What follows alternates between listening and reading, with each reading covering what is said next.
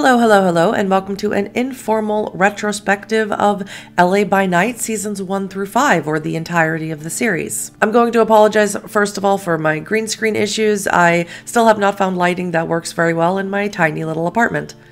Secondly, my name is Huddy, and I'm sure most of you who subscribe or follow me do so because of my LA by Night videos. So I really do hope you enjoyed this, and I decided to make this because, as most of you probably know, New York by Night is coming soon. So a little background about me and my journey with LA by Night. Obviously, LA by Night means so much to me. I'm a huge fan of it. If you follow me now, not necessarily when I first started making these videos, you might know that I work as a community ambassador for World of Darkness and Paradox Interactive now, as of last year.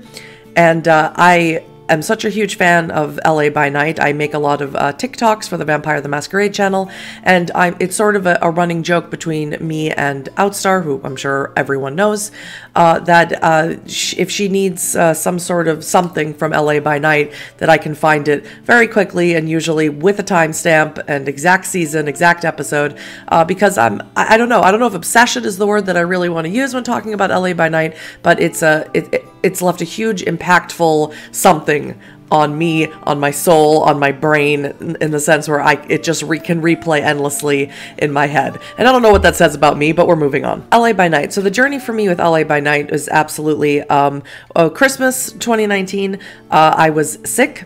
Which, you know, looking back on what has occurred since late 2019, I'm thinking it might have been something a lot more serious than just a cold. 2019 Christmas, I was ill, and at that point, I had been making videos about, at the time, the Bloodlines 2 tender event, and I was making videos about the different vampire clans, and of course the Bloodlines, the original Bloodlines game.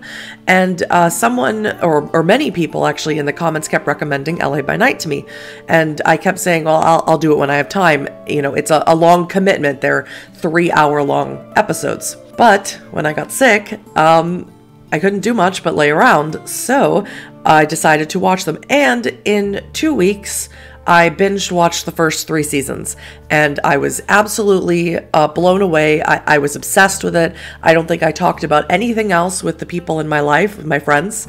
And speaking of being sick, by the way, I can already hear that I'm starting to lose my voice. I've been ill for the last 2 weeks. Again, it's like, I don't know. And this time I know for sure through medical testing that it's not anything serious, but it's just been a really horrible cold. So my voice by the end of this is going to be really horrible. I can already tell. By the time I finish season 3 towards the new year, January 1st, 2020, like a completely well-adjusted individual, I immediately set myself down to make a recap of the first 3 seasons, because I learned that LA by Night was, for season 4, was switching over to the World of Darkness channel, and I knew, well, not that I was that, at this point in time, I wasn't ultra super familiar with the goings-on of the family, and I could be incorrect about this. It's not that long ago, but it feels like a long time ago. I wasn't that engrossed in the community, not yet. I didn't know, Outstar personally at the time. I had never interacted with anyone from the cast or Jason Carl or anything like that. So I knew that people might be confused going from Geek and Sundry's channel to the World of Darkness channel, and I knew that maybe there were people on the World of Darkness channel, which again I wasn't ultra familiar with, would maybe see LA by Night pop up on here and be like, season 4, where's seasons 1 through 3, and my god, I have to sit through the whole thing, and maybe I don't want to. So I really thought that making a recap of the first 3 seasons might be beneficial to everybody who enjoys vampire like I do, and so that was my goal, and and it was great. I loved making that video. There are issues I had with that video in the sense where Geek and Sundry was not happy about me making that video. Even though it was transformative and it was my voice recorded over and images, and it was completely like a review, it took me quite a while to dispute all the claims. And when I say all the claims, I mean they claimed almost every minute of that video, and I wish I was kidding. And I have it in my, and right now if you would watch that video, it's horrible. It's it's all chopped up and stuff and things because I was again also new to the YouTube at the time, and I was very nervous about what that meant, and so I let them remove certain things, and then it just the claims kept coming and coming and coming, and so I got bold and brash and I said, no, I'm not removing anymore. And it worked, and they completely dropped everything. I'm gonna have to take a sip of water. Oh my word. But anyway, I don't recommend that video anymore to anybody who would want to get caught up on the first 3 seasons because it's horrible and choppy and terrible. Before all that, the very brief window where it was whole, it did lead me to becoming more engrossed in the family. It led to people like Jason Carl and Cynthia Marie, I think, was the first person to ever comment on it from the cast.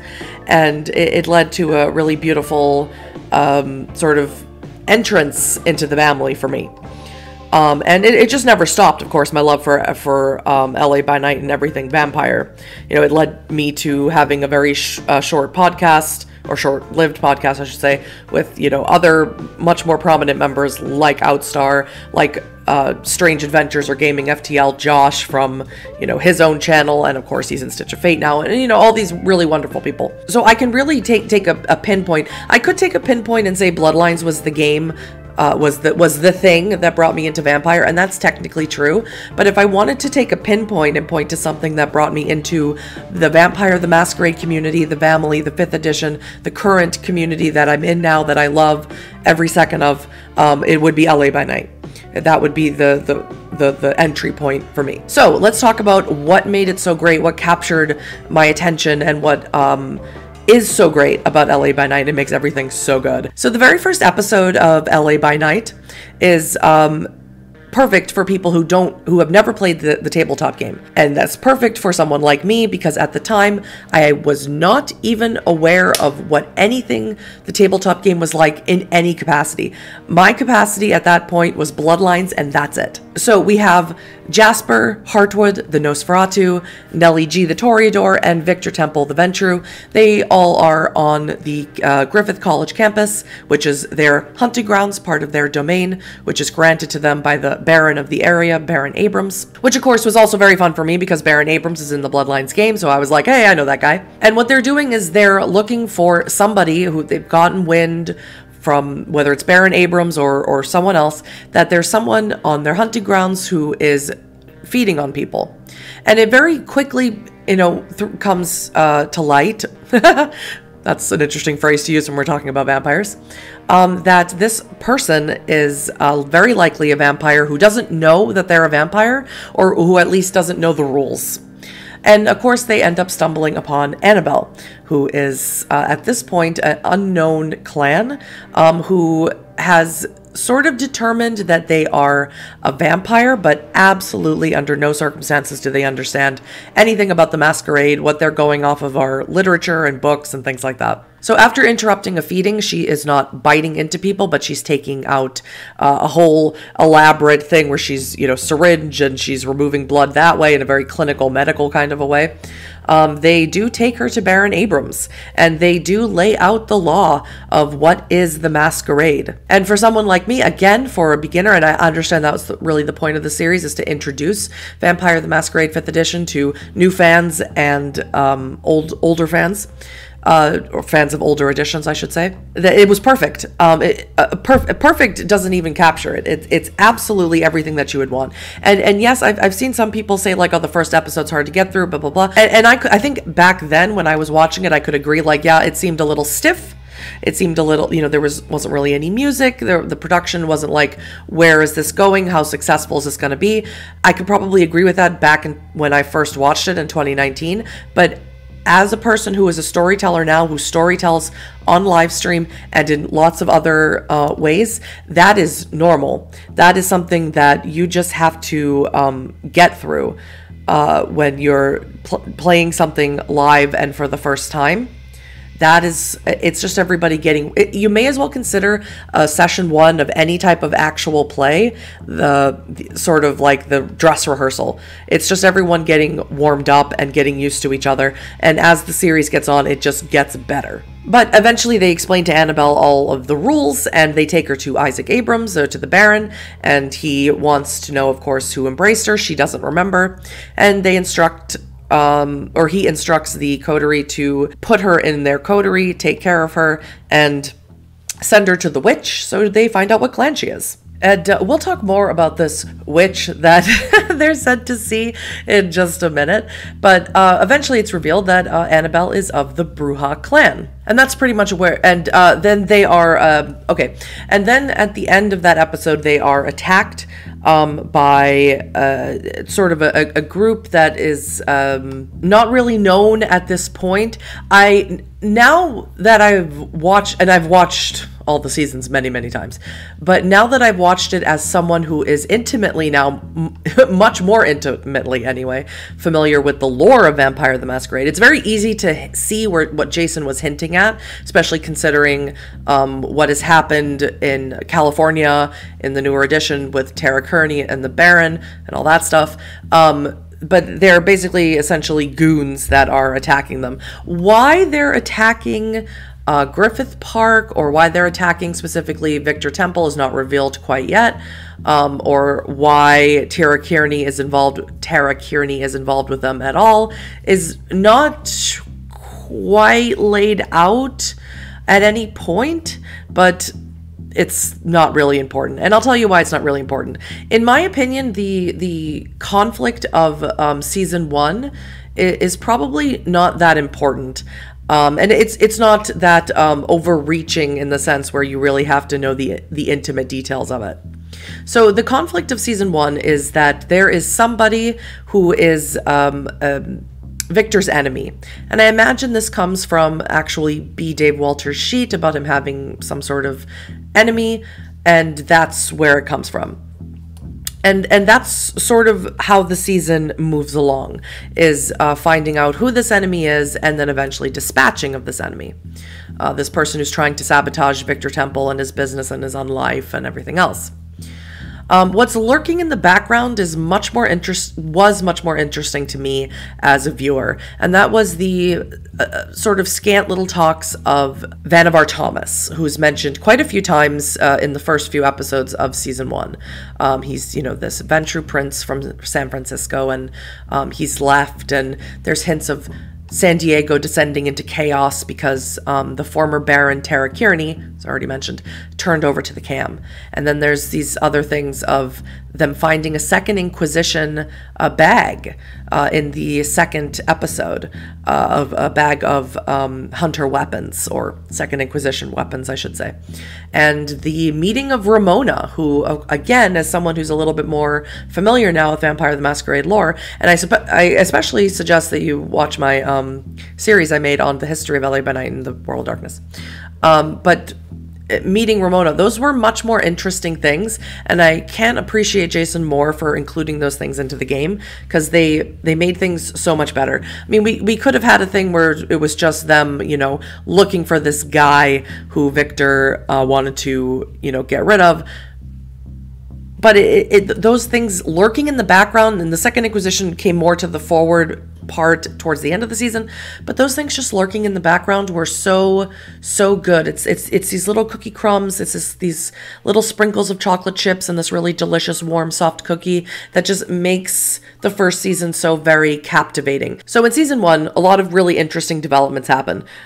Victor becomes Baron of the Valley, which apparently was in Baron Abrams' just call it jurisdiction, but he ends up giving it to Victor as almost in a blackmail fashion. We get the introduction of X, who is an absolutely, in my opinion, crucial, critical, important, wonderful character that continues to make their appearances throughout the seasons until they become a part of the main cast. We get the coterie meeting a werewolf, which I find is probably one of my favorite episodes of LA by Night, when they meet Strikes Accord, because it's so rare for a maybe not as rare for the particular tribe that he is. He's a Bone Nar, and I'll leave a link somewhere for my video on the Bone Nars. So the Bone Nars, sorry, I'm from Boston and I want to say Bone Nars. Bone Nars and the Glass Walkers, not so super uncommon for them to work trepidatiously with vampires, but it was just so amazing to see because they, you know, vampires are of the worm and they don't really want to work with them. It's very much like a changeling being around a vampire and not succumbing to their feelings of banality. We also learned that Jasper feeds exclusively on other vampires. He is of the blood leech predatory type, and that is quite a scandal, quite shocking. It's a very dark secret. It's a masquerade issue. Because you're eating other vampires, and that could lead to one of the greatest sins, which is diablerie, of course. But of course, the coterie stick by him, and they don't see him as any less. And it all ends with a visit by Victoria Ash, played by Jessica Chobot, which is, again, one of my favorite episodes of LA by Night, where Victoria Ash is such a crucial character to the lore of Vampire the Masquerade and such the quintessential old Camarilla Toreador. And she makes Jasper moonwalk and, you know, be totally entranced by her majesty. And it's just so great. And it ends in a horrible way, where she orders all the vampires of the Succubus Club, which she is hosting, which is a traveling kindred club, to kill all of the people who are not vampires, which I imagine includes the ghouls as well. And that is absolutely, and Annabelle is horrified. The rest of the coterie are horrified. They don't participate in it. They leave. Eva, who is the witch, who again, like I said, we would talk about in a second, that we meet in the first episode, is also there. And we really don't ever know. I'm sure Josephine McAdam, who plays Eva later on in the show, has spoken about Eva's feelings about that. But we can probably imagine from what we know about her character now that she was not super thrilled about it, but really, what could she do? And of course, how could I forget, probably one of the greatest things to come out of season 1 was the introduction of Carver, who's played by the ultra-talented, ultra-popular Taliesin Jaffe. Carver is very famous for calling Annabelle baby doll. He's probably the quintessential anarch, if not living his life like an autarchus or an independent. He very much aligns ideologically with the anarchs. He's very much throw Molotov cocktails, burn it to the ground, salt the earth, which is weird for a Brujah to say, but I digress. And he's absolutely brilliant every time that we see him. So in every season of LA by Night, we get epilogues. And for me, epilogues, super important. Because epilogues are almost exclusively for character development. Character development occurs throughout the episodes, but again, as someone who story tells now, Jason needs to move the story along in some way. He needs to insert things that happen. So there's not always time for them to in only a very few episodes throughout the whole series are they ever sitting in one place for the entirety of the session just discussing things. It happens, I think, once or twice a season, if that. So Jasper's epilogue, we learn that Jasper, of course, had a life like all vampires did before becoming kindred, and he has a girlfriend. And unfortunately, this girlfriend, Chloe, he has not left her alone in the sense where he still watches her and still follows her, but he's dead. He's legally dead. I don't think he did that. If I recall correctly, he didn't put himself out there as being legally dead, but someone did. And so she thinks he's dead, and he's following her around, and he overhears, or he eavesdrops on a conversation she's having with a friend about how she's just not sure. She's not sure what she wants to do. You know, this guy she's dating wants to move on with their lives and, I'm sure, you know, move on to the prospect of engagement and marriage and all those other things. And she's still like comparing him to Jasper, which is, you know, I couldn't imagine losing a partner like that and then not doing that. And he makes the so smart decision of writing a note on a napkin and giving it to, and leaving it for her to find. And she recognizes his handwriting. And she absolutely does not, I don't know what he was thinking, if she thought that this was just going, and I'm sorry I'm looking down so much. It's literally, my thinking is to look down. I don't know if she thought that this was just going to be like something from beyond the grave, that Jasper was reaching out to her via a Starbucks napkin or whatever coffee cup, a brown napkin from beyond the grave, but that was not the case. And it set her on a path that really changed her life forever, but we'll get into that. With Victor, we learn about Ebe, who we had met throughout the season. There was a storyteller character, and it was played by Nora Ibrahim, who's absolutely fantastic. Ebe is a very, very old ghoul, somewhere around the 100 years range, and of course she still looks like a young woman, and she's leaving to go become a vampire herself. I don't know if Victor quite picks up on that. I know when I watched it, it was quite obvious that was the goal. That's what was going to happen. I think she wasn't leaving to become a vampire yet, but like that was the goal. And she's bound to a character who's from the Vampire the Masquerade 5th edition core book, Fiorenza Savona. So very powerful. Well, she's very powerful politically, and I think she's generationally a lot older than the average vampire in modern nights. She's bound to her. She's her ghoul. At least she is now. I'm sure she's been the ghoul of other people. And that's the goal. The goal is that eventually she's going to do everything she can for Fiorenza, and Fiorenza is going to grant her leave to become a vampire in whichever capacity that she wants. I don't know if Victor quite picked up on that, but and we sort of get their relationship, that Victor really cares about her and that Ebe seems to care about Victor. But it's very hard when there's a ghoul involved, because there's this compulsion to do the things that they want to do, but it's overpowered by the blood of the vampire inside of them. Ghouls, in my opinion, are very tragic in Vampire the Masquerade, or very something to either look at with pity or look at with some sort of compassion for being in that situation to begin with. It's sort of how I feel about Thin Bloods, but we'll get to Thin Bloods in a minute as well.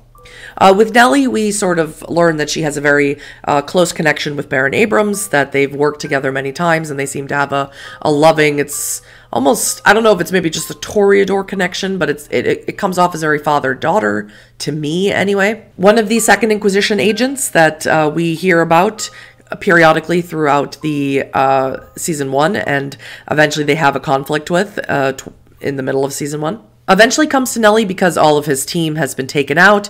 They were sort of on a rogue mission. It wasn't something that was being done, wasn't sanctioned by whatever government branch they came from. And Nellie offers him her wrist and offers him to sup of her blood, and then she would help him, and he does. And then, of course, everything that Nellie says, Nellie's plans for him suddenly seem like the best possible plans, and she seems like a really great person, and why wouldn't he feel safe, and why wouldn't he want to be around her? And of course that's very much the subject of ghouls, that makes you go, ugh. But it introduces us to Greg, or Daffodil as his code name ends up being called, and who is absolutely unbelievably fantastic character. Love Greg, one of my favorite characters in LA by Night. Then, of course, that also leaves Annabelle. And we learn from Annabelle that she, of course, we learn from the very first episode that she's in a polyamorous relationship. Her boyfriend is Victor's son, one of Victor's sons anyway, Mark, and her girlfriend is a woman named Eleanor, who's played by Marcia Ray from, very well known in the TTRPG community from Critical Role. And of course, but before they go, she goes and meets with Eleanor. She receives a premonition from X, a premonition that very obviously makes it apparent that Elle is going to become a vampire, but there's no indication of who's going to do it, whether it's going to be Annabelle or somebody else. And they meet, and Eleanor asks Annabelle to turn her, asks Annabelle to bring her into the night so they can be miserable together, so they can suffer together. And it's very sad, and Annabelle says no. Annabelle is pretty adamant about it, and that's sort of where the epilogue ends. But it becomes pretty apparent pretty quick that Elle was embraced, but the circumstances around that are unknown, or we don't get any more information about it until the end of season 3, so we'll get there in just a minute. So season 2 is probably my second favorite season, which is fitting, I suppose.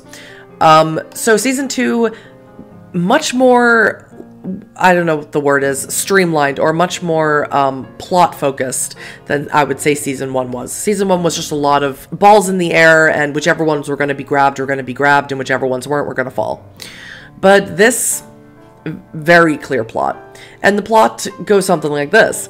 So the coterie minus Annabelle, who needed some time, I imagine, after what happened with Eleanor. Of course, we know Erika Ishii is a very busy person. All of the actors are very busy people, so sometimes they couldn't be there live in the studio every Friday. But story-wise, Annabelle just needed some time, needed a day, a night to herself. So the coterie were asked by Eva, the witch of Griffith Park, to meet her there and to have... she had something she wanted them to do. And we learned that San Diego, which was Baron Terra's domain that descended into chaos after she declared loyalty to the Camarilla, and eventually, and in season 1 we meet her. Jasper's holding her down in his cage, and that's where they learn that, you know, he's a blood leech, and it's Baron Abrams wanted her, and he handed her off to Baron Abrams. So whatever happened to her happened to her. So Eva tells the coterie about these group of Tremere who are fleeing the chaos of San Diego, and they call themselves the Weird Sisters. And right now they're being, she doesn't indicate that there's anything going on with them. She's just like, you know, they're going to come in via boat to, I believe, I'm not familiar with the area of Los Angeles. I grew up on the East Coast. But she's going to come into Santa Monica somewhere, I think, or Marina Del Rey, perhaps, if that's in Santa Monica. I'm sure someone will tell me if I'm right or wrong. So it doesn't seem to be anything of an issue. That's all fine. They agree to it. Victor's like, okay, you know, you're going to owe me a boon. And she's like, yes, I am. And it's all fine. It's all good. It's all gravy. And that's when, and then they sort of all head off to go help the Weird Sisters get safely into Los Angeles. But of course they can't, because the Weird Sisters have, from Marina Del Rey to the Valley, they are sort of being tracked by somebody or being followed by somebody, and they sort of get stuck in the Grove, which is some sort of shopping complex. I'm sure it's very famous. I had never heard of it until this episode. But it's some sort of shopping complex in Los Angeles, and they get trapped there, and it becomes very apparent very quickly that it's the Camarilla who are following them, and of course, sure, wanting to know why they're fleeing San Diego and all these other things that the Camarilla wants to know. So from there, the thread of season 2 is that the Camarilla are the big antagonists. They're the big issue of season 2. So season 1 was on a much smaller scale. That was, yeah, we had a little band of Second Inquisition, but the main issue was getting rid of this enemy that was causing trouble for Victor Temple, which really I don't think was that difficult of an issue, in my opinion. Season 2, a little bit bigger difficulty, the Camarilla. So Jasper ends up killing the Camarilla sheriff who was pursuing the Weird Sisters. That's a whole issue. And that leads to sort of the Camarilla deciding, I mean, they're already in Los Angeles, but that particular incident leaves the Camarilla to declare Praxis, or for Vannevar Thomas, the prince from San Francisco who has left for reasons that we still really don't know, to declare Praxis in Los Angeles. He sends around his herald, who happens to be Nellie's sire, Chas Price, to tell everyone that he is the prince and that that Jasper is going to be his new sheriff. And so the rest of season 2 sort of revolves around that issue. It revolves around getting Annabelle really ingrained into the Anarch movement, radicalizing her, basically making her the new sort of Jeremy McNeil figure, who was the sort of face of the 1945 or 1946 revolt.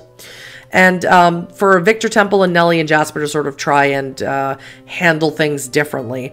Victor and Nellie and Jasper to go to the Camarilla, and the plan, literally to go to Elysium. And the plan was for them to sort of pretend to be on the Camarilla side, but Victor absolutely couldn't stick to that plan for more than 3 seconds. And it just sort of turned into this really horrible, you know, it is so very, very intimidating, because we have Brian Deckhart playing Vannevar Thomas and Amelia Rose Blair playing Suzanne, his seneschal. And we have Jason playing Maximilian Strauss, again from the Bloodlines game, and a very old Tremere and very scary Tremere, and of course has history with Eva, who, you know, is also very afraid of him, at least in the beginning of season 2. Most of season 2, outside of the sort of mini arc going on with Petronella, which does eventually get resolved. Sort of, that is the Camarilla is declaring praxis. There is this huge weight now that there could be war between the Anarchs and the Camarilla, because the Camarilla, they are going to come into town and they don't care that you're Anarch. They're going to want you to do whatever the prince says, and that's swearing fealty, kissing the ring. Vannevar wants a blood tax for whatever reason, and that just doesn't work with the Anarch sensibilities. So the end of the season ends with X leaving Santa Monica because he's afraid that Therese has turned to the Cam, his Baron. And again, Therese and Jeanette Vorman from the Bloodlines game. And she hasn't, not that we know of anyway. She initially brings up to Victor a plan of subterfuge of pretending to agree to the Cam, kissing the ring, doing all that, and then just breaking them from the inside, which Jasper sort of seems to be on board with, but no one else really is, so it just doesn't happen. But Therese goes on with that plan alone. And so X misinterprets that as she's obviously in the Camarilla, and asks to join the Valley Coterie, which he does, and then everyone in the Coterie, including X, decide to kill Chaz. And I believe that they do this for a couple of reasons. They do this to send a message to Vannevar Thomas, obviously to the Camarilla, and two, they do this because Chaz is threatening to blackmail Nellie constantly. It's a thing he's holding over her so she can sort of do what he wants. And it's because she diablerized her broodmate, her sister, his other child, Donna, I believe her name was. And so they're just eliminating him wholesale. And they successfully do that. Nellie takes, they also eliminate his two ghouls, minus one of them. Well, he has 3 ghouls, but they eliminate 2 of them, and they take Lavender, or Chelsea is her real name, and Nellie takes her as her second ghoul. And that's sort of where we're at. So then, of course, the epilogues come again. So important, the epilogues. For Jasper's epilogues, we learned that Chloe has not only not forgotten the napkin incident from the first season, she has gone complete detective mode, so much so that another Anarch, Fiona, a rival Ventrue of Victor's, goes in and bonds her, makes her ghoul, because she was sent to deal with it, and she thought this was the best way to keep her from sort of breaking through the world, breaking through the veil of the world of darkness. And of course, she ends up getting captured by this. Chloe ends up getting captured by the Second Inquisition. They do something to her, and it's in the Second Inquisition book, sort of the idea of what they might have done to her. So I won't reveal it. If you want me to, I will put it in the comments, but I don't want, in case people haven't read it yet. It's recently come out at the time of me recording this. And basically Jasper has to get Eva to come in and help break this sort of bond of what the Second Inquisition did. They put something in her, and sort of break this bond to Fiona and to the serum that they've injected into her. And she becomes unbondable. She becomes unable to be bonded, as far as we know, to other vampires. And then, of course, it's revealed to Chloe that Jasper is alive, or unalive, as the case may be. Eva makes sure that Fiona can't have anything more to do with her, feeds her own blood, and then Chloe sort of becomes her ghoul, and in Kindred Society has to be together. And at this point in time, the relationship between Eva and Jasper has gotten much closer, romantically, and this sort of puts a rift in between that. We also get to witness the events just before this incident of Ebe, Greg, and Chelsea all rescuing Chloe from the facility, and they are quite ruthless, especially Greg, I have to say.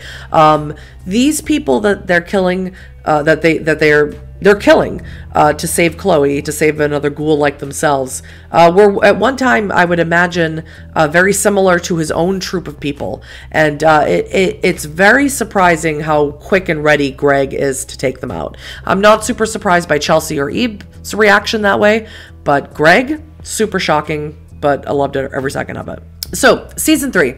Absolutely 100% my favorite season. I could talk about the WonderCon episode that happens in between Season 2 and Season 3, but it's not, and also the private sessions that the cast had before the start of Season 3, but it's not really ultra super important to the season, in my opinion. Season 3 starts with, we learn that the war between the Anarchs and the Camarillas, of course, heating up, little skirmishes and stuff, and that the Coterie are trying to move out of Hollywood, which is where Victor's club is, the Maharaja, into his new club, the Maharani in the Valley, which is much more secure, and they've sort of not been alone these past few nights because of the issues of the Camarilla. They don't want to catch any of them unawares in case the Camarilla come after them. They don't want any of each other to be alone. So they're sleeping all in the Maharaja. This is the last night, and they've pretty much cleared everything out. But of course, the Camarilla attack, specifically, I think this is during the day, so ghouls of the Camarilla attack, and boom. And they're all woken up, and they have to escape this fire, and they have to try and stay awake while they're doing it. And it's very harrowing. They all get out somewhat unscathed. Annabelle and Jasper have to go out into the sunlight at one point, and Jasper does lose consciousness at one point, so Annabelle has to carry him. But they all make it out and back to Griffith College, which is their old domain back before Victor was Baron. Not a whole lot going on, in my opinion, in this first episode. We do get the Coterie down visiting Jasper's Haven, and they sort of get a glimpse into Jasper's activities outside of when he's with the Coterie, which is a lot of reading, apparently, a lot of library reading. Annabelle also gets a glimpse of Chloe, who she does know. They did attend the same school. She does remember her. But they don't discuss it because Annabelle is very much trying not to pry, and Victor's trying the same, not to pry into Jasper's private life because he doesn't like that. And we also learn that Eva has left after the events of the WonderCon episode.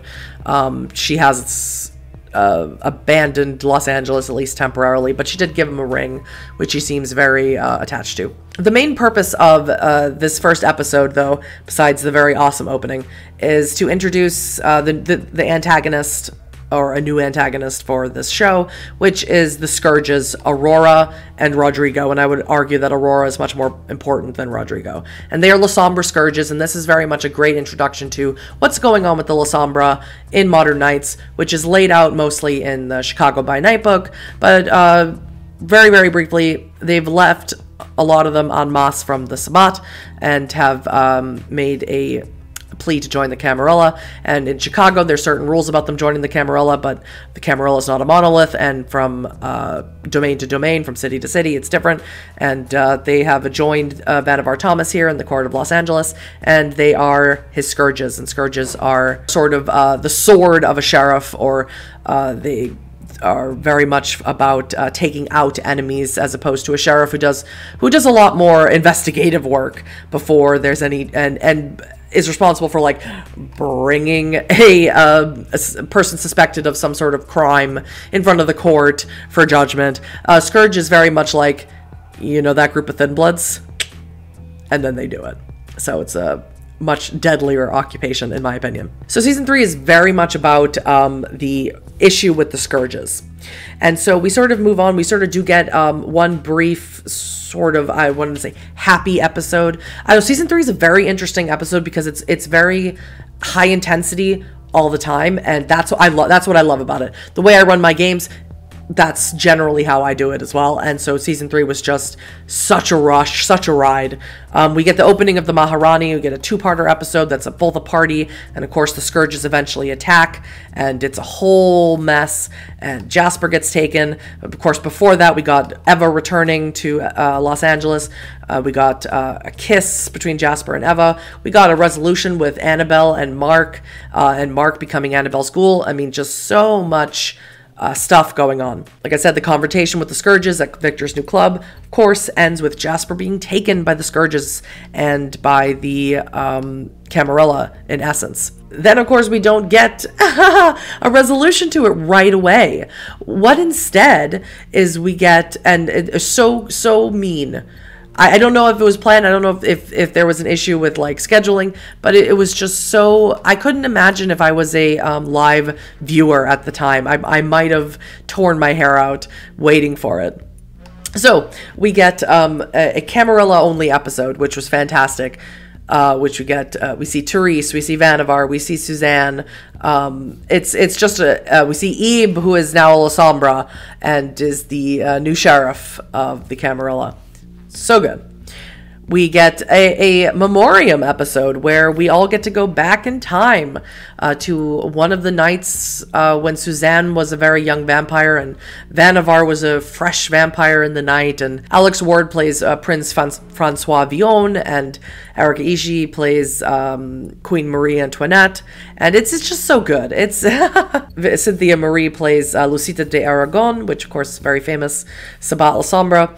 And, well, Sabat, depending on what, depending on what night it is, I suppose. B. Dave Walters playing Karsh, the gangrel warlord. Absolutely fantastic cast, fantastic everything. It's one of my favorite episodes of LA by Night. I feel like I keep saying that. And then finally we get the rescue of Jasper, which is a huge concerted effort from everyone, including calling in lots of favors and helicopters and big spotlights. I mean, it's just a whole thing. And Eva flying and being invisible and using, telekinesis. I mean, it's just a whole thing. And, pulling out the stake, waking him up, finding out the ring that Eva gave him is got some sort of enchantment on it. I mean, a whole bunch of stuff is going on.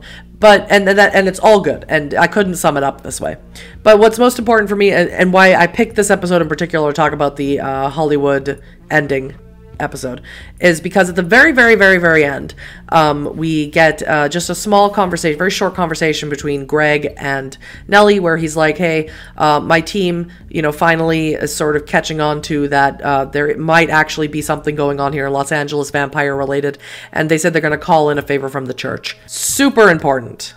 They're going to call it Project First Light. Super important, and I'll tell you why in a minute. The end of the season is sort of taking out at least they're hoping to get Aurora and Rodrigo, but if they only get Rodrigo, and they're trying to figure out where they are. So they figure out where Rodrigo is, they take him out. They figure out where Aurora is, and of course Aurora's going down to the labyrinth, right? And Jasper's like, of course they are. So they all head down there. Unfortunately, they aren't quite stealthy enough. They do discover them, and it's not just Aurora down there. It's Strauss. It's Garrick, which is another Tremere. It's a whole gaggle of Tremere, and it's just a very dangerous situation. Jasper breaks the mirror in the labyrinth, and the mirror is something that allows you to transport to the nexus, the center of the labyrinth, so that then nobody else can use it.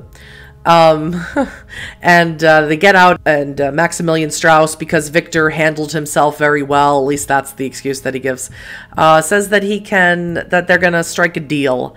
That they're gonna strike a deal between the Camarilla and the Anarchs, and we're gonna, turn this hot war cold. And it's Maximilian Strauss striking this deal, and not Vannevar Thomas. And the reason why it's not Vannevar Thomas striking this deal is because Vannevar is addled at the moment, and he's addled because of Therese. And nobody knows this at the time, but Therese is using old school dementation.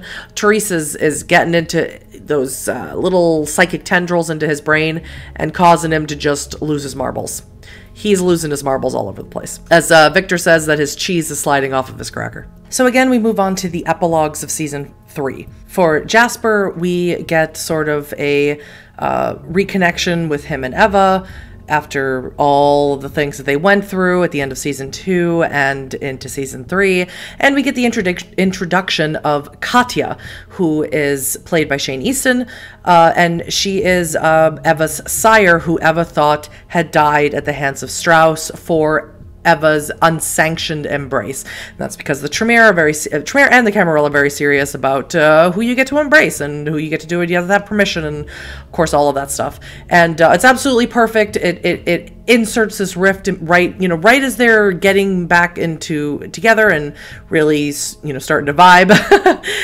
It inserts this really excellent emotional damage, which you come to love and respect in Vampire the Masquerade. For Annabelle, we get the rediscovery of Chloe, who had disappeared from Eva's Haven at the end of season 2 when she left Los Angeles, and sort of don't know where she is, haven't been able to keep track of her. And throughout the season 3, there were sort of these little stingers where we had someone very a la Deb of Night from Bloodlines, repeating things that are going on in the Kindred Society to anybody who is listening. And it's very Masquerade Breach, obviously. And X has a vision, gets Annabelle, and they find her in a church, and they learn that she's sort of getting information from other vampires and ghouls, and in exchange for blood in a thermos type of situation. And it's all very dangerous. And Annabelle learns that, of course, this is Chloe, this is Jasper's ex-girlfriend, who's, you know, and all the stuff that she went through. And X ends up making a deal with her, saying that, like, you'll get my blood exclusively if you stop doing this. And she does agree to it.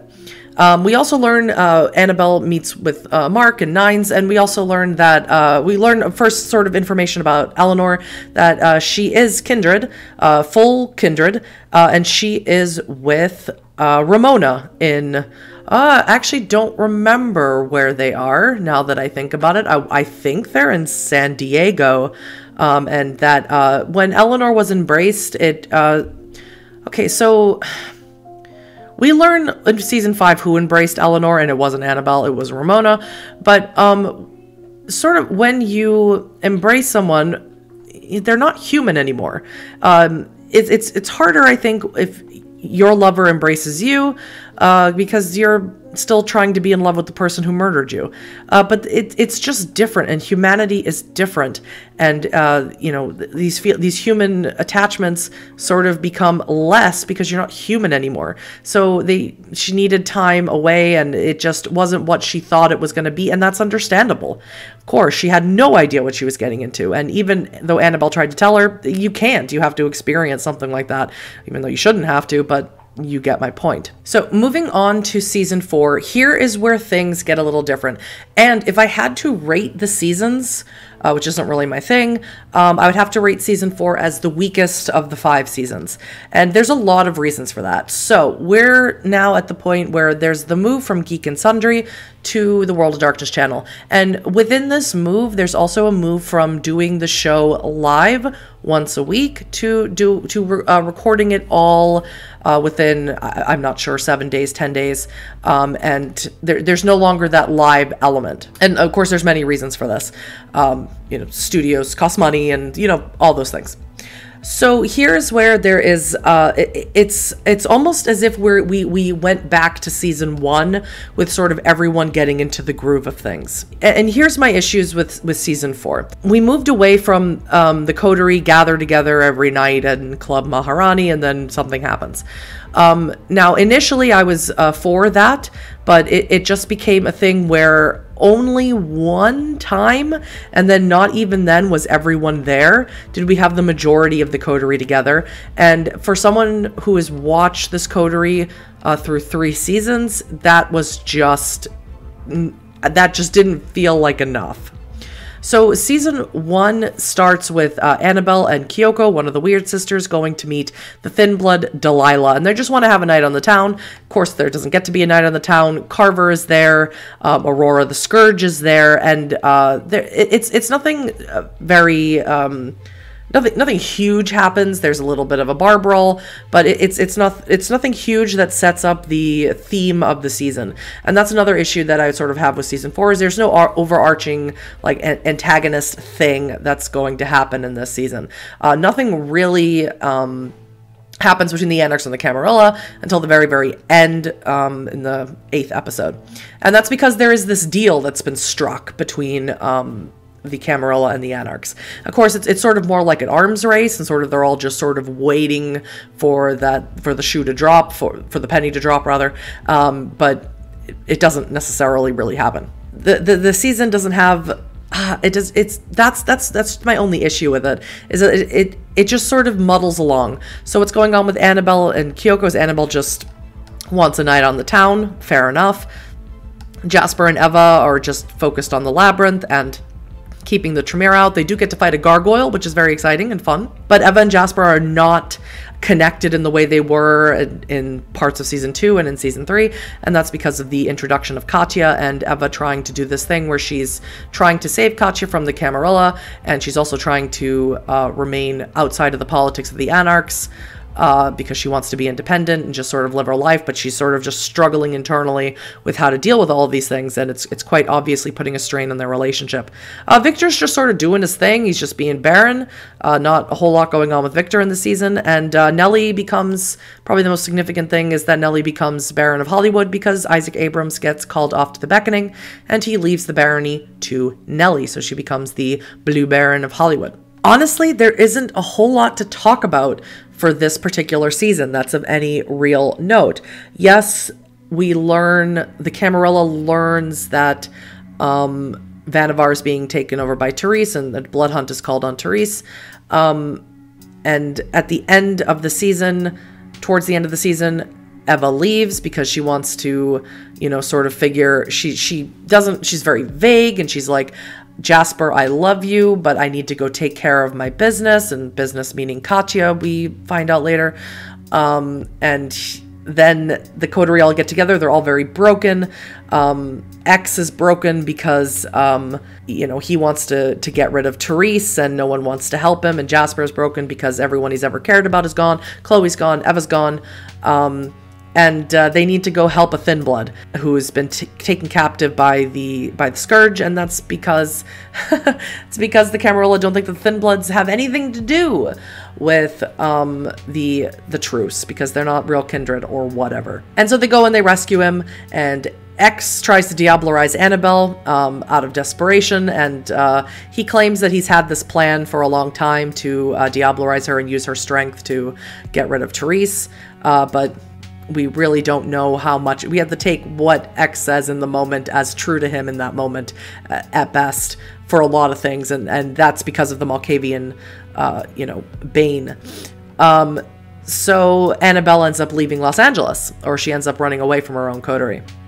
And that's sort of where everything culminates. It's sort of a very, very slow burn until that moment, and then it's just, you're sort of just left with like, So that's my only issue with season 4, is just that it felt very adrift in where the plot was going. And again, like I said, there's a lot of extenuating circumstances to explain why that was going on. And most significantly, though, Annabelle, when she does run away, she runs away to Carver, the sire she, has proclaimed many times to hate, and is sort of looking for guidance. And, not that Carver is the best person in the World of Darkness to seek guidance from, but, he is a Brujah. He is her sire. He does have a lot of ideological, they have a lot of ideological similarities, and he offers to take her with him as he goes traveling around the country doing his thing, which is a lot of subterfuge and mysterious anarch business. Sometimes for Beckett, as he's mentioned before. So, and that's the end of season 4, and it was sort of just ended. And then the thing that bump my microphone. The thing that we all know has occurred and is still occurring to this day, and I'm not going to use the word because YouTube won't like that, occurred. So then there was a very long time, for obvious reasons, until we got season 5. And season 5 is very good. I enjoyed season 5 immensely. And at this point, by the time season 5 came out, I was employed working for World of Darkness. So I got to see all of them first. So I already knew everything that was going to happen before they aired. And it was very difficult, again, because I love LA by Night and have spent so much of my time talking about LA by Night since then, since my first viewing of it. It was very difficult not to talk about it, but now I'm going to talk about it at length. So what's great about season 5 is the issue of not having a plot completely rectified in season 5. So the plot is, okay, it's completely rectified in season 5, but, and it's a big but, every other plot thread is missing. Now, you can't sum up everything that was going on unless the show continued indefinitely. That's just a fact. It was a little sad for me that everything revolved around this one plot. And I say, and take what I say with a grain of salt, because I literally just said like 4 was missing a plot entirely. 4 was missing a plot entirely, and 5 was all plot. And what I missed most about 2 and 3, and even 1, is that there was the plot, and then there was the background stuff. But like I said, you're never going to get everything wrapped up, especially when you have an ending of a show, and especially when the show is in this type of format where it is dependent on the players' actions and the decisions that they make and the things that they say. So I don't fault it in any way. I really enjoyed season 5, and I really enjoyed season 5 because they brought in Brennan Lee Mulligan from Dimension 20 fame, and of course all over fame, College Humor, Dungeons and Dragons, to play Adrian. I believe his name is Adrian Claremont, and I just have Claremont in my head, and now I'm thinking that that's wrong. So they bring in him as Adrian, who's a former bishop and a Second Inquisition agent, someone who is a leader of the Gladius Day, which is very well-trained extermination team, you might say, for vampires. At this point in the story, the coterie is not a coterie anymore. Super sad for the viewers. They have completely separated. Victor is meeting with the Camarilla. Eva is, she's got red eyes. She is pretending to be in the Camarilla, and she's a little bit, forced to do things that she doesn't want to do because of something that Strauss made her drink that we really don't know anything about.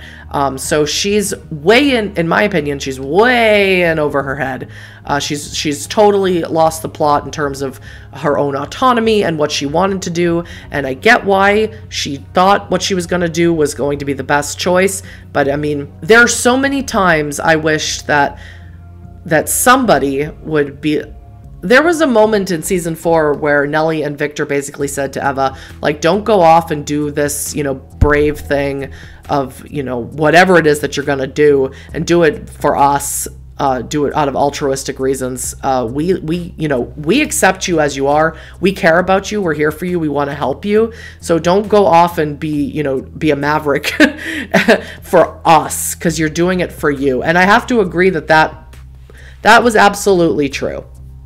It was 100% true. But Eva is Eva, and Eva is I can also relate to her on being this fiercely independent girl boss, because I consider myself a fiercely independent girl boss, and I will not ask for my toxic trait is I won't ask for help from anyone. I want to do it all on my own, and I get that. I really do. And there is also something just about being in the situation that she's in the background that she has, that makes you really independent, and that makes you reticent to even ask for help, because like what is the cost of it? I mean, I get it from both sides. Anyway, so the Camarilla's having a meeting, and Victor is there, and the Second Inquisition attack. And this is the very important thing where this is going to happen several nights in a row. Well, it's all the same night, but this is going to happen several episodes in a row. So the first attack is on Victor and the Camarilla. It is implied that Vannevar and Suzanne meet the final death. At very least, it seems Vannevar does, but there's no confirmation on it. Second episode, sorry, later on in the night, it's a coordinated attack. Nellie, Chelsea, and Greg attacked at her studio. She's producing a movie about Petronella, which I think is fantastic. Attack there, right? And Greg and Chelsea gravely injured. Later on in the night, third episode, Jasper's meeting with Chloe in Griffith Park. Eva and Katya go to meet with Jasper and Chloe. They're trying to find out more information about the Thin Bloods, because at this point, the Camarilla is very afraid of the Thin Bloods. They've been afraid about the Thin Bloods for like the last 3 seasons, or last 2 seasons at this point. So they're just like, the Thin Bloods.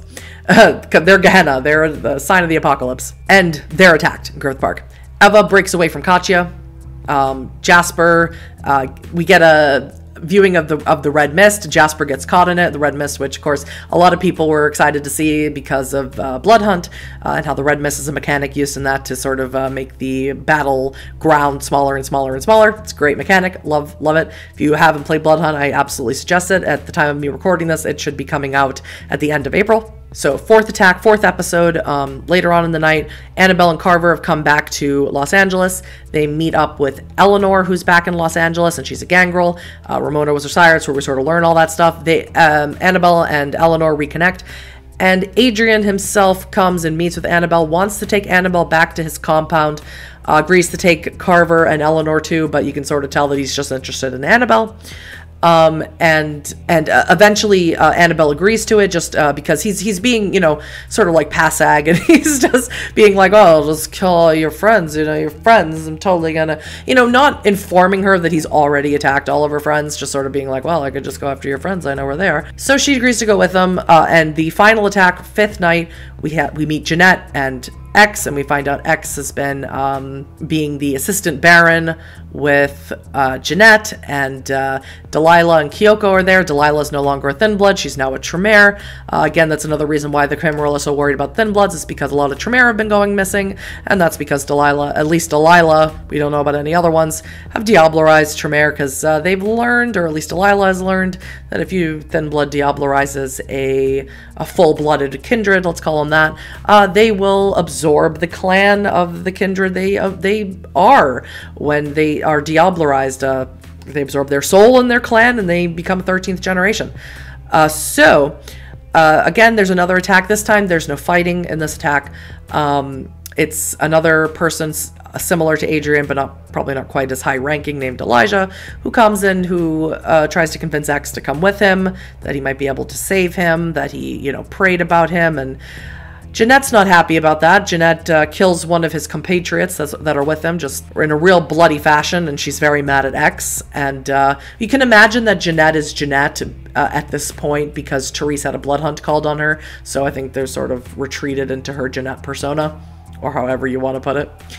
And so X agrees to go with them, and and so that's sort of where all the attacks happened in that one night, and then we sort of get, then it's sort of a lull in the final episodes up until episode 8. So for 2 episodes, not a whole lot going on. There's a lot of conversation of Ebe and Nellie and Eva and all with Gary Golden, who lives underneath Hollywood Forever Cemetery, another Nosferatu from the Bloodlines game.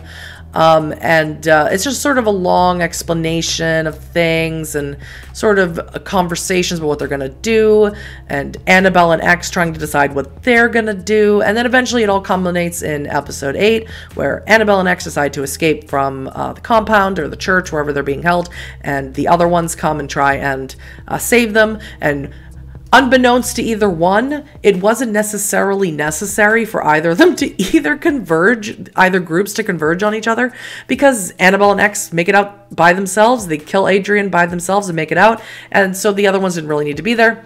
But I digress. We get we get an appearance as from Beckett, Matt Mercer as Beckett. Of course, Matt Mercer, again, critical role in Dungeons & Dragons, probably the most famous person in the TTRPG world. And then we get the finale, the finale of this sort of trying to wrap up of certain things. I did like it. I did like it. It's probably just because I was just sad for it to be over, and the particular ending of it left ambiguous, of Eva going to meet the sun. Maybe she did, maybe she didn't. We probably won't ever know. I don't know. It was all just very bittersweet. I found certain things about it maybe a little unnecessary for a finale, like meeting with that other FBI agent whose name escapes me at the moment, one of the teams that came in after Greg's team was eliminated. I don't know. It's hard for me to separate whether, because I'm such a huge super fan of it, it's hard for me to separate whether I was just sad that it was over, or sad that so many things were left ambiguous, or even sad that things were happening, like Annabelle leaving. And I understand why. She wants to sort of do what Carver does and travel around and help other Anarchs. I get that. And of course she's going to New York, and that was sort of a setup for New York by Night. I get that. You know, Nellie, not a whole lot going on with Nellie. Meeting with the FBI agent was sort of like, nah. And Victor, you know, just being Victor. Jasper just wants to be left alone. Doesn't want to deal with it anymore. Completely understandable. So it was just sort of this high intensity. And then for 7 or 8 episodes, and then just wham, then this just finale of this just like settling of stuff, and none of it felt like a very good resolution. It felt more like everything is sort of up in the air. I don't know. And of course then it ended in probably the saddest possible way I could imagine. So for a finale, man, it was rough. It was a rough ride all the way through. But having said all of that, would I ever not recommend LA by Night to people? Never. Never in a million years. LA by Night is so special. It's so unique. And it's so well done. The acting is so incredible, and it made me feel. It made me feel all of these things. And even now, as I'm speaking about it, like my chest is tight, I can still feel it because it's such an important show, such an important piece of media to me. And it always, always will be. And I have no doubts whatsoever, and not just because I know certain things about New York by Night that's coming soon. I have no doubt that New York by Night is going to have the same impact on me. I'm so excited for it. I think I ask Outstar about it, probably more than I should. LA by Night, at its core, is a story about vampires living in the Los Angeles night. It's about their struggles against their humanity. It's about the struggles of the political intrigue and the political BS that vampires have inserted into their own society to almost replicate what humans get up to, because what else would you do with your time as an undying creature? There's romance, there's death, and by death, I mean the final death of no coming back from this death. Fear of older vampires like Vannevar Thomas and Maximilian Strauss. There's ghosts. There's werewolves. It's you know what? It's humorous. It's funny. You get super attached to these characters, and they feel like a family. Even Erika Ishii, or Annabelle, created the name Family. She literally said, "We're all family." In season 1, I believe it's episode 6. It's the episode where they go to Le Chat Noir and meet Miranda for the first time. LA by Night is one of those things. It's one of those shows where there's a part of me where sometimes I catch myself making a TikTok or rewatching a certain part, trying to find the perfect quote that I'm looking for a thing. And I think, God, I wish that I could go back to the time before I had ever seen it, just so I could experience it all again. There aren't many things, in my opinion, at least for me, in this world where I can say that. Or I can say, I wish I could experience this all again for the first time. Only very few things in my entire life have I ever had that feeling. And LA by Night is one of those things. I think I rambled on a ridiculously long time for this, and it's only because I am so passionate about LA by Night. It's only because I am so, and I'm not trying to toot my own horn here, but it's only because I'm so intimately familiar with every single episode and every single plot point, because I have just spent so much of my time consuming LA by Night. And I could sit there and watch it all again. I could sit and watch LA by Night all again probably for the rest of my life and not ever get bored of it. So I would love to hear your thoughts about LA by Night. I don't know how well I achieved this retrospective. I don't even know if I'm going to call this a retrospective. I might just call this my thoughts on that's probably better. My thoughts on LA by Night, on the series LA by Night. So I'd love to hear what you think, what you have to say, how you felt about the finale, what your favorite season was, what you feel about New York by Night. Leave it all in the comments. I would love to hear about it. And that's gotta be it from me. I'll see you all in the next one. Bye-bye.